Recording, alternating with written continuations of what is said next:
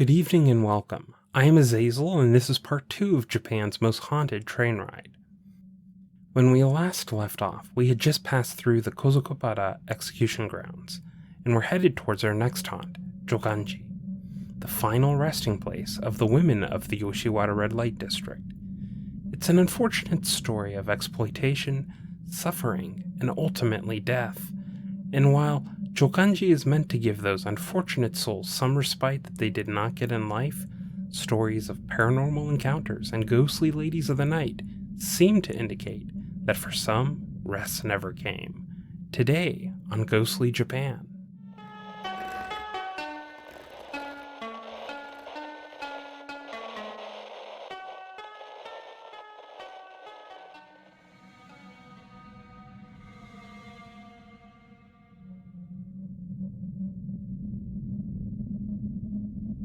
As the train continues along and the Kubikiri Jizo fades from view, the next point of interest is easy to miss. Located just off the south side of the track at about a little over a quarter of the way into our journey is Jokanji. This Buddhist temple was founded in 1655, and what makes this temple notable is that it is the final resting place of over 25,000 Yoshiwara residents. Yoshiwara opened initially in Nihonbashi in 1617. The original Yoshiwara burned down along with a large portion of Edo in 1657 in the Great Fire of Meideki. The shogunate decided to rebuild Yoshiwara in its current-day location in modern-day Taito Ward. Taito Ward is the neighboring ward located just to the south-southeast of Arakawa Ward. The new red light district was technically called Shin Yoshiwara or New Yoshiwara, although in time it eventually came to be known as simply Yoshiwara.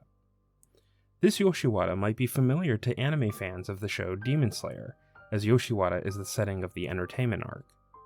The historical Yoshiwara was a walled red light district with a moat as well. The women who found themselves in Yoshiwara came there a number of ways, but the most common was being sold by their families into one of the houses. Expected to provide entertainment, companionship, and sex for the clients who frequented Yoshiwara, not every woman was able to find it within themselves to perform those tasks.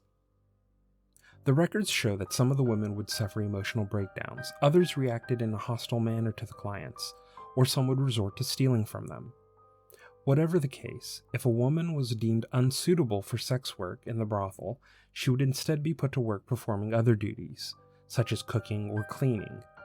The women were not allowed to leave Yoshiwara freely until their contract and all debts were paid up. This was no easy task, as women had to pay for their own supplies, makeup, and there were house charges as well. The only way out was for the indebted to clear their debt, or have a client buy out their debt, typically by marriage or by becoming a mistress. While it was technically possible for a successful woman to buy her own freedom, the reality was this was extremely rare. Brothel owners were not supposed to financially scam the women in their charge, but it was common. At least one owner was so abusive and overtly fraudulent with their overcharging that even the shogunate couldn't ignore it, and the owner found themselves sent to the execution grounds. Conditions within Yoshiwara were somewhat less glamorous than is frequently depicted in anime or movies. Malnutrition, STDs, especially syphilis, diseases such as tuberculosis due to poor and overcrowded living conditions, botched abortions, and suicide plagued the women. While popular depictions of Yoshiwara focus mostly on the high-ranking Oiran of Yoshiwara, who did have considerable wealth and, relatively speaking, power, most women at Yoshiwara died in poverty. Some records indicate most didn't make it much beyond their 30th birthday, which brings us back to Jokanji. When a Yoshiwara woman died, the brothel owners would take her to be cremated and interred at Jokanji. Since the woman was most likely financially destitute, the cost would fall to the brothel owners, which leads us to a practice called sumaki. Sumaki literally means roll up in a straw mat. In various contexts, it has a slightly different implication. In some cases, it was a form of punishment or even an execution method where the condemned was rolled up and bound in a mat, then thrown into a river to drown.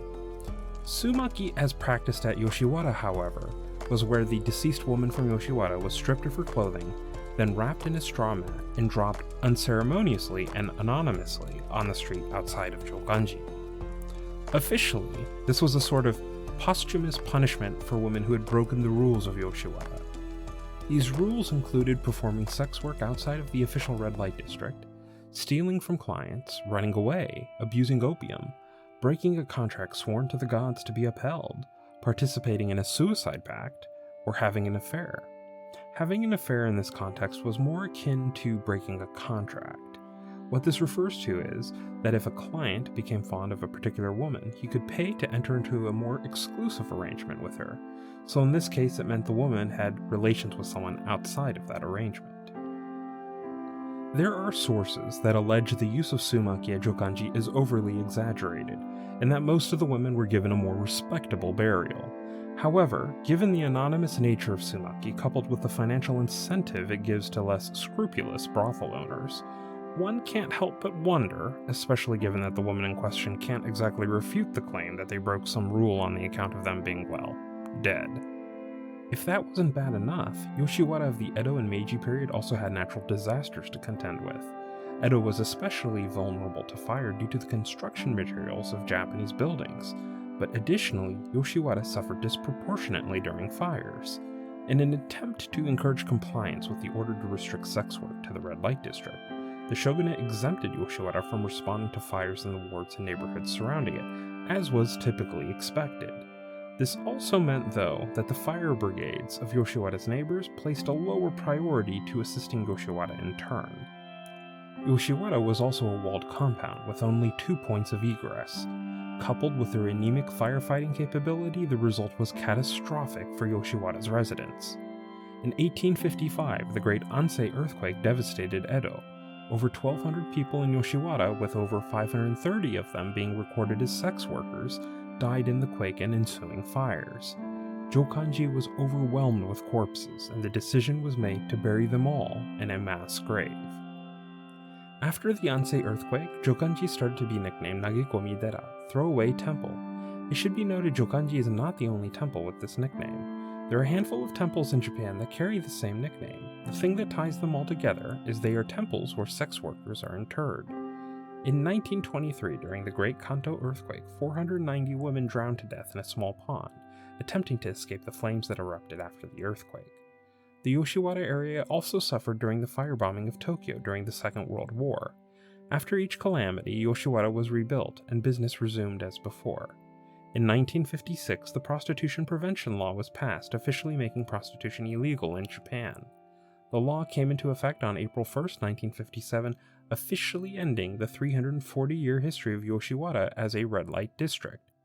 In reality, though, the sex work just went underground due to the narrow way prostitution is defined in the law. Gone are the walls and gates of old Yoshiwara, but the sex work continues today in Yoshiwara under the facade of soaplands and other such establishments. At Jokanji, there is a memorial to the Yoshiwara woman, called the Shin Yoshiwara Soreito. Visitors leave offerings to the souls of the departed woman in the form of nail polish, fans, hair clips, jewelry boxes, fabric, and kanzashi, which are traditional Japanese hair ornaments that were worn by the women in Edo, especially those working in Yoshiwara. There is a poem by Hanamata Hanayoi, probably a pseudonym, engraved on the memorial. Umareta wa kugai, shishite wa Jokanji. Born into a world of suffering, I died at Jokanji. One would hope that however harsh their lives at Yoshiwara were, that in death they might have found some long elusive peace at Jokanji. However, if the paranormal tales surrounding Yoshiwara and Jokanji are to be believed, for at least some of the Yoshiwara women, rest is still elusive in death. Some visitors to Yoshiwara have claimed to have seen full-body apparitions of the ladies of Yoshiwara walking the streets at a leisurely pace, seemingly oblivious to the cars and the people around them. Sometimes it's just a single ghost. Other times, a pair walking together are seen. Full-body apparitions are also reported at Yoshiwara Jinja, a small shrine that was established in 1872, burned down in the Great Kanto earthquake, and then was rebuilt in its current location. The best time to catch a glimpse is said to be between 2 and 2:30 in the morning, when the spirit world and the earthly realm are said to be closest. Not far from Yoshiwara Jinja is Yoshiwara Benten, Another small shrine in the site of the small pond where 490 souls drowned during the Great Kanto earthquake. The pond is almost entirely gone, paved over by a parking lot and a large telecommunications building next to the shrine. However, the spirits of the women who died are said to haunt both the shrine and the neighboring parking lot and building. Visitors claim photos taken here often show orbs and unexplained mist-like shapes. Also, some visitors report phantom smells, a sudden, sickly sweet smell that wafts through the area and then goes just as quickly, and also the distinctive smell of the face powder the women used as part of their makeup. All suggestions that while the bodies might have ended up at Jokanji after the tragic earthquake and fire, the spirits still remain behind. Back at Jokanji, there are tales told by longtime residents of the area that hitodama can be seen late at night wandering around the graves. Hitodama have a long history in Japanese folklore and culture. They are said to be the souls of the departed. Even today, hitodama are reportedly seen around the country. The details vary from region to region, but generally speaking, their appearance is described as burning balls of flame, most commonly blue, white, orange, or red in color. The hitodama at Jokanji are said to be blue. When they move, they form a small tail of flame behind them, which gives the hitodama its characteristic appearance. In Yoshiwara in Chiba Prefecture, which is about 55 kilometers to the east of Tokyo, the local variety of hitodama are called tamase. This local variant is said to be strongly drawn to people that the spirit was close to in life. Additionally, they are said to be quite loud and make all sorts of disturbances, but only the person they are haunting can hear them. One final word on the tamase of Yoshiwara. It's said that if a person has not seen a tamase by the time they turn 28, that a tamase will be drawn to them and will follow them around, repeatedly saying, "Aimashou, aimashou," let's meet, let's meet. According to local custom, if one finds themselves nearing the age of 28 and has not yet had the experience of seeing a tamase, they can preempt the unfortunate, clingy spirit from being drawn to them by just pretending they've seen one. There is one more soul interred at Jokanji. This one, however, according to some accounts, is alleged to be an onryo, a vengeful spirit, a ghost that some allege is responsible for one of the worst train accidents in post-war Japan. The Mikawashima train accident, next time on Ghostly Japan. Thank you for watching. In the next video, we'll finish our journey on the haunted train ride. If you enjoyed this video and would like to see more like it, please consider hitting the like and subscribe. Have a wonderful evening and see you in the next installment of Ghostly Japan.